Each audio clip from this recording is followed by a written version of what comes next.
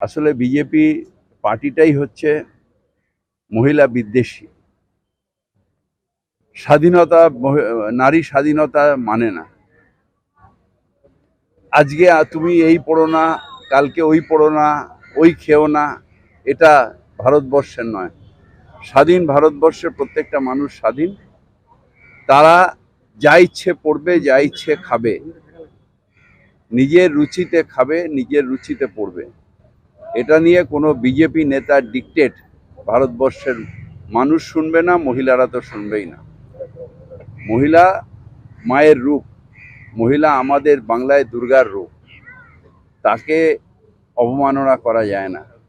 কি পড়বে না পড়বে, তোমার নিজের মনের মধ্যে নোংরা মানে আছে, কি বলে, অন্যায় আছে। মনের মধ্যে অন্যায় আছে, তাই তুমি অন্যায় দেখো। নারী স্বাধীনতা অর্থাৎ স্বাধীন।